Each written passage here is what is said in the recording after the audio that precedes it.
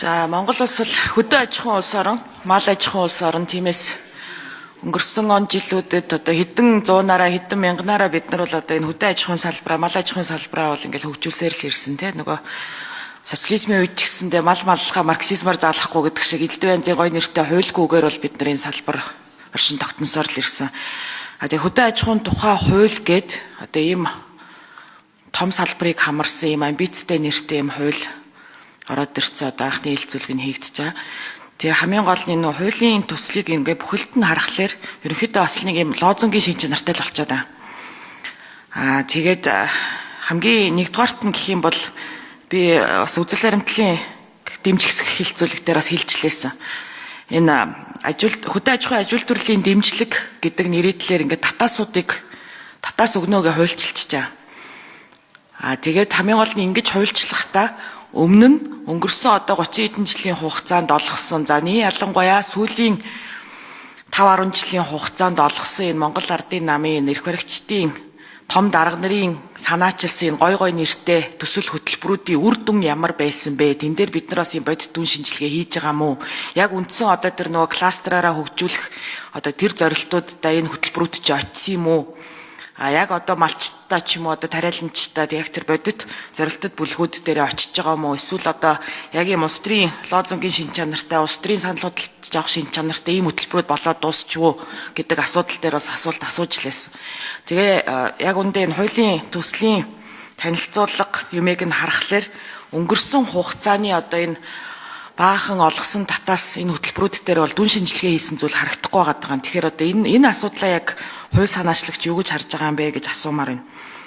За хоёрдугаарт нь энэ хүний нөөцийн асуудлыг бол гишүүд зөндөө ярьлаа.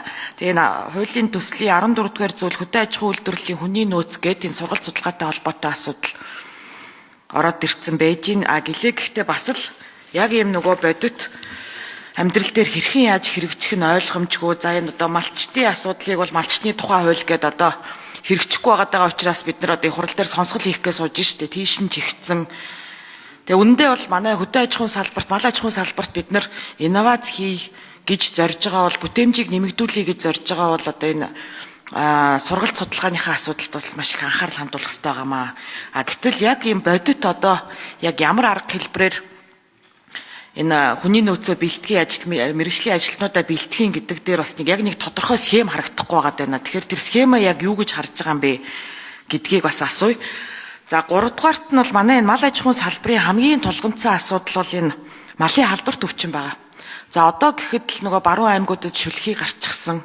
За бас ийм асуудал үүссэн л байж байгаа. Тэгэхээр яг энэ хуулийн төсөл дээр энэ малын халдварт өвчин, гоц халдварт өвчнөд одоо хэрхэн яаж тэмцэх юм? Төрийн хамгийн сайн хийж чадах зүйл бол одоо энэ багхгүй юу? Улсын хэмжээнд одоо бас тэр вакцины асуудлыг шийдэх тийм ээ. Энэ халдварт өвчнөөс урьдчилан сэргийлэх нөхцөл байдлуудыг хангах зүйлийг бол төр зайлшгүй хийх ёстой байгаа шүү дээ.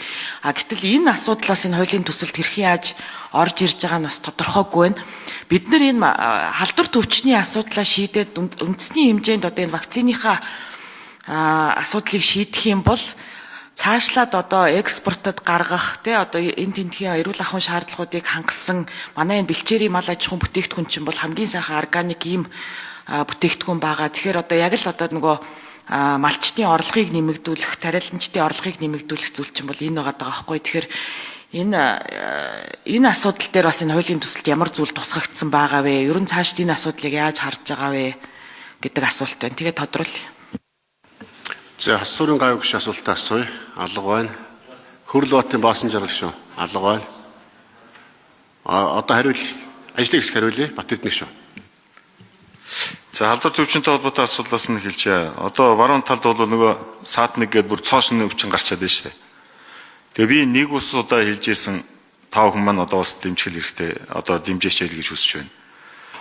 Энэ малын халдварт өвчнөд дайн зарлах бол болохгүй. Дайн зарлах болохгүй. Та энэ дээр бол санал нэг багш байна. Бид ингэжээж гадаад экспортоо нэмэгдүүлнэ. Ингэжээж дотооддоо ядаж өөрсдөө ирүүл байна. Бид ирүүл байх гад ирүүл хүнстэй байна гэж байгаа. Эний чинь их үүсвэр нь малд байж байна, махандаа байж байна. Тийм болохоор ерөөсөө дайн зарлахгүй болохгүй. Мал амтны эрүүл мэндийн тухай хууль гэдэг хуулиараа зохицуулагдж байгаа. Тийм болохоор яг энэ хуулийн дотор бол эрүүл мэндтэй холбоотой асуудал бол яг нэг үрсэл заагдаагүй. Мал амтны эрүүл мэндийн тухай хууль гэдэг бол маш сайн хууль болсон. Ер нь бол Ер нь экспорт руу чиглэсэн маягийн ийм хууль болсон шүү. Тэгэхээр бид нар энэ хуулийг бас хэрэгжүүлэх ёстой. Хоёрдугаар энэ лозунгийн шин чанартай гээд яг бас нэг тодорхой хэмжээний ийм зүйл байгаа. Энийг бол хүлээн зөвшөөрөх. Бид өөрсдөө нөгөө мал аж ахуйгаа мэддэг, хөдөө аж ахуйгаа мэддэг гэж ингээд бодоод байдаг. Одоо мал малхаа социализмээр коммунизмээр заалахгүйгээд бид нар ч одоо аль дивангаар л ярьдаг ийм үгтэй шүү дээ. Өөрсдөө болохоор мэдээд байдаг. Гэтэл яг өнөөдөр цаасан дээр буулгаа, техник, технологи, ноу-хау, технологи тэр үйлдвэрлэлийн сүлжээ бүх юм ингээд яг буулгаад тэрийг хэн хэрэгжүүлээд араас нь хөөгд бид нар гадаад гарахаараа нэг сайхан хөдөө аж ахуй хараад нэг сайхан гоё кластер хараад ингээд ийм л болгомоор байна. Гэхдээ манайх чинь нөгөө чинь мал аж ахуй дээр бол бэлчээр мал аж ахуйгаа хослуулаач юм уу ингээд явах хэрэгтэй гэж хараад идэг.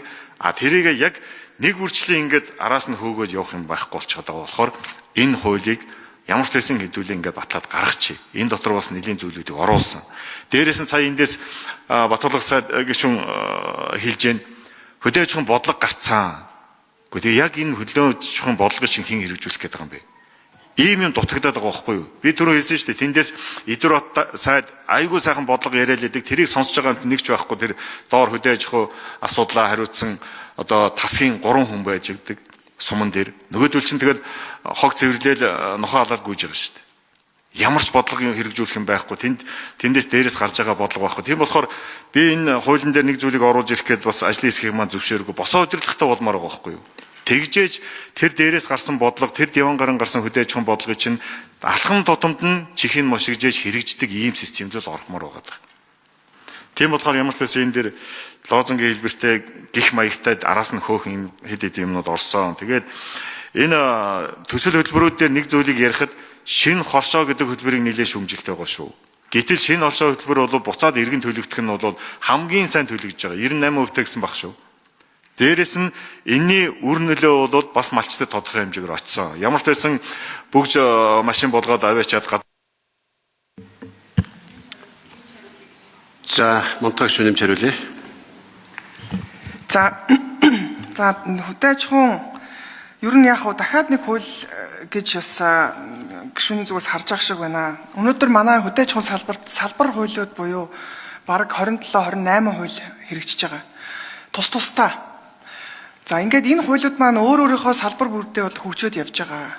Гагцхүү яг ингээд хөдөө аж ахуй гэдэг ийм том малгай одоо яг энэ салбар төвшөнд нь өөрөө уялдаа холбоотой хэрэгжиж чадж гэнэ үгээр учир дутагдaltaй байгаамаа. Тийм учраас энийг бид нар хөдөө аж ахуйг илүү одоо яг хөдөө аж ахуйг эдийн засгийн одоо хөдөлгөх хүч болгож хөгжүүлэхийн тулд бид нар яах ч арга байхгүй ийм суур зарчмын одоо энэ хуулийг оруулахаас арга байхгүй болчиход байгаа. Тэгэхгүй бол одоо дор зургаараа өөр ингэсэн стандарт техникийн зохицуулалт одоо тодорхой ийм арга барилаараа одоо явж ирсэн учраас өнөөдөр сүүлийн 30 жил таны хэлдгээр нөгөөнийг олгоод байгаа урамшуулал татаас өөрөө үр дүнгүй байна гэдэг асуудал хөндөгдөж байгаамаа. Тэгээд энэ улс орнуудыг харах юм